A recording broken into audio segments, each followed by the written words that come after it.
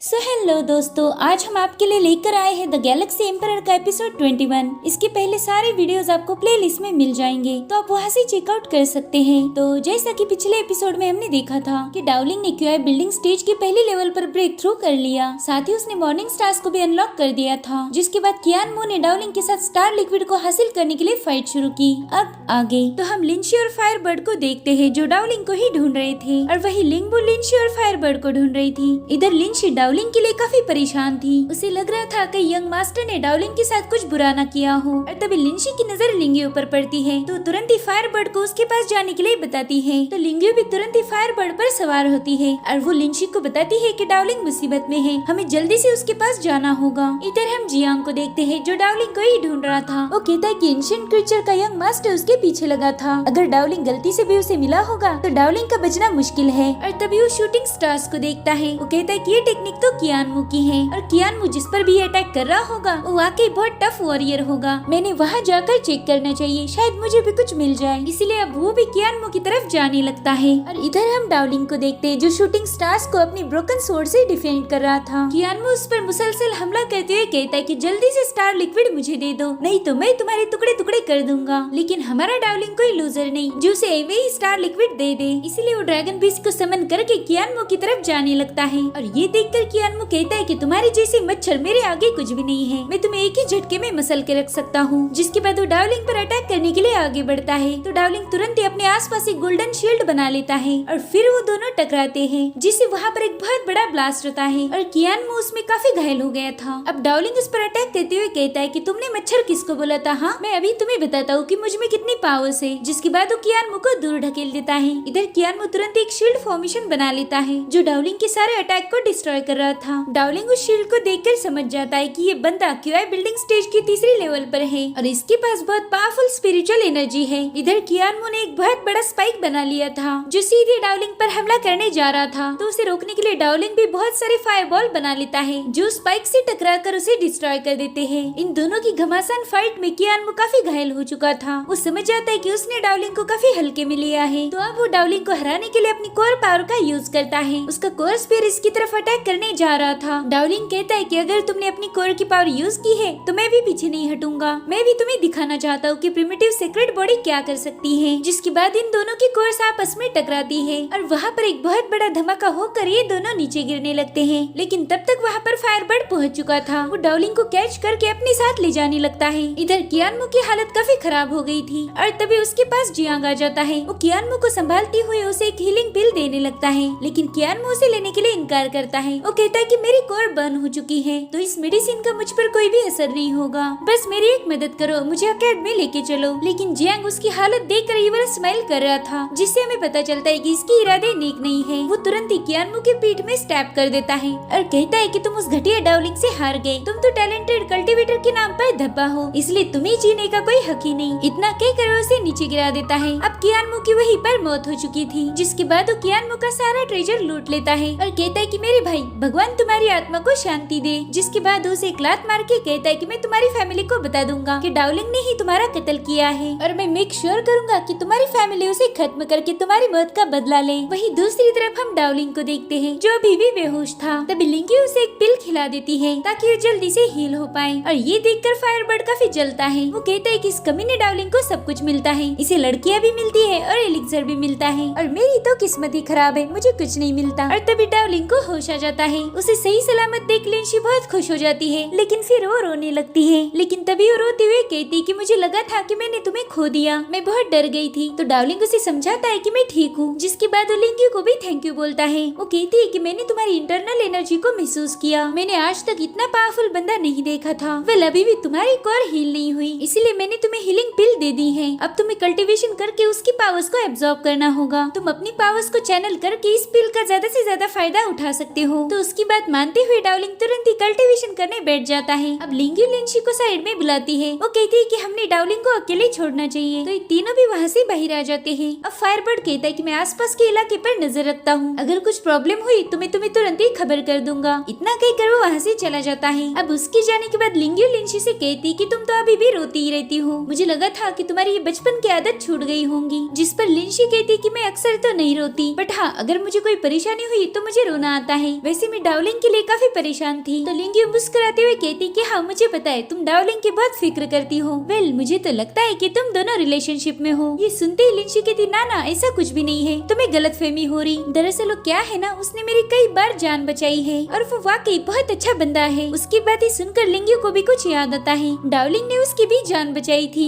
In fact लिंग्यू तो उसे पसंद भी करने लगी थी। तो वो लिंशी से कहती हाँ डार्लिंग काफी अच्छा लड़का है और वो बहुत केयरिंग भी है। अब लिंशी उससे पूछती कि आखिर तुम दोनों की मुलाकात कैसे हो गई। तो लिंग्यू उसे अपनी कहानी बताने लगती है। वो कहती है कि मैं अल्केमी इंग्रेडिएंट्स को ढूंढते हुए स्टार रिवर के पास पहुंच गई और वहीं पर डार्लिंग मुझे मिला और फिर हम दोनों ने मिलकर यंग मास्टर को खत्म किया था। इधर हम फायरबर्ड को देखते हैं जो आसपास का इलाका चेक कर रहा था। वो कहता है कि यहाँ के सारे बीस्ट खत्म हो चुके हैं और मुझे तो कोई ट्रेजर भी नजर नहीं आ रहा। यार वाकई मेरी किस्मत ना बहुत खराब है। और तभी उसकी नजर वो फैमिली पर पड़ती है। वो जिमिंग के साथ 2 डिसाइपल्स थे जो कह रहे थे कि हम पिछले 5 दिनों से सेंट्रल रीजन में घूम रहे हैं, लेकिन हमें डाउ नाम के बंदे की कोई खबर नहीं है। पता नहीं वो हमें मिलेगा भी या नहीं। आपके पास जो साइकिक पेंडेंट है वो भी उसे ढूंढने में नाकामयाब है। तो वो जिमिंग कहता है कि तुम फिक्र मत करो, हम जल्दी उसे ढूंढ लेंगे। और तभी उनका साइकिक पेंडेंट ग्लो करने लगता है। वो उन्हें डार्लिंग की तरफ जाने के लिए डायरेक्शन दिखा रहा था। फायरबर्ड देखता है कि लोग उसी केव की तरफ जा रहे हैं जहाँ पर डार्लिंग कल्टीवेशन करने बैठा हुआ है। तो तुरंत लिंगी और लिंशु को जाकर बताता है कि वो यहाँ पर आ रहे हैं। ये सुनकर लिंशी थोड़ी परेशान हो जाती है। फायरबर्ड कहता है कि उनके पास एक डिवाइस था जिसकी मदद से वो किसी को ढूंढ रहे हैं। और तभी वहाँ पर वो जिमिंग पहुँच जाता है। वो लिंगी से कहता है कि वाह क्या इत्तेफाक है, मैंने कभी नहीं सोचा था कि मेरी यहाँ पर तुमसे मुलाकात होगी। मैं इस इलाके को अच्छे से जानता हूँ, यहाँ पर बहुत खतरनाक बीस्ट है, तुम चाहो तो मेरी टीम में ज्वाइन कर सकती हो, मैं तुम्हें प्रोटेक्ट करूंगा। जिस पर लिंक्यू कहती कोई जरूरत नहीं, वैसे भी मैं मेरे दोस्तों के साथ हूँ जो मुझे प्रोटेक्ट कर सकते हैं। और तभी जेड पेंडेंट दोबारा से ग्लो करने लगता है। वो सीधे डार्लिंग की तरफ जाने का रास्ता दिखा रहा था। तो फायरबर्ड तुरंत ही उनके रास्ते में आ जाता है। वो जिमिंग उनसे पूछता है कि केव के अंदर कौन है, कि वहाँ पर तुम लोगों का कोई साथी है। तो लिंशी कहती हाँ वो हमारा दोस्त है, वो अंदर कल्टीवेशन कर रहा है तो तुम उसके पास नहीं जा सकते हो। और तभी वो जिमिंग थोड़ा सोचने लगता है। उसे पता था कि लिंशी का एक ही दोस्त है जिसका नाम है डार्लिंग और उस कमीने से मैं ऑक्शन में मिला था। और तभी वो जिमिंग के साथ आए डिसाइपल कहते कि शायद ये वही है जिसकी हमें तलाश है। और तभी लिंग्यू लिंशी को बताती है कि डाउ नाम के बंदे ने मार्शल किंग के नाम के ऊपर उसका नाम लिखा था और वो भी स्टेला पर। शायद ये काम हमारे डार्लिंग का ही है। और अब ये लोग केव की तरफ जाने लगते हैं, मगर फायरबर्ड उनका रास्ता रोकते हुए कहता है कि तुम लोग अंदर नहीं जा सकते हो, पहले मुझे बताओ कि तुम्हारा हमारे दोस्त के साथ क्या काम है। तभी वो जिमिंग बताता है कि हमारे एंसेस्टर वो बोली ने हमें डाउ नाम के बंदे को जान से मारने का हुक्म दिया है। तो अगर तुम में से किसी ने भी हमारा रास्ता रोकने की कोशिश की तो फिर तुम्हें वो फैमिली के दुश्मनों में शामिल किया जाएगा। जिस पर फायरबर्ड कहता है वो ज्यादा बकबक नहीं कर, तो वो फैमिली से हो या कोई और फैमिली से मुझे कोई फर्क नहीं पड़ता, एक बात कान खोलकर सुन लो, तुम यहाँ से अंदर नहीं जा सकते हो। तभी वो जिमिंग लिंग्यू से कहता है कि तुम इस बंदे को बचाने के लिए बहुत बड़ी जोखिम उठा रही हो, इससे तुम्हारे फायर सेक्टर और हमारी वो फैमिली के ताल्लुकात बिगड़ जाएंगे जिसका बहुत बुरा अंजाम हो सकता है। आखिर इस कल मिले लड़के के लिए तुम अपना रिश्ता क्यों खराब कर रही हो। जिस पर लिंग्यू कहती है कि तुम मुझे तुम्हारी फैमिली के नाम से नहीं धमका सकते हो। डार्लिंग को मैं आज कल से नहीं जानती हूँ और ना ही वो कोई गैर है, वो मेरा दोस्त है और उसे बचाने के लिए मैं किसी से भी भिड़ सकती हूँ। तभी वो जिमिंग कन्फेस करता है कि मैं तुम्हें बहुत पसंद करता हूँ, इनफैक्ट मैं तो तुम्हें शादी के लिए प्रपोज भी करने वाला था, मगर अच्छा हुआ समय रहते ही मेरी आंखें खुल गयी। तुम भी इन लोगों की जैसी बेवकूफ हो। जिसके बाद वो अपने साथियों से इन लोगों पर हमला करने बताता है और इसी के साथ ये एपिसोड यहीं पर खत्म हो जाता है। Thank you for watching, bye bye, take care.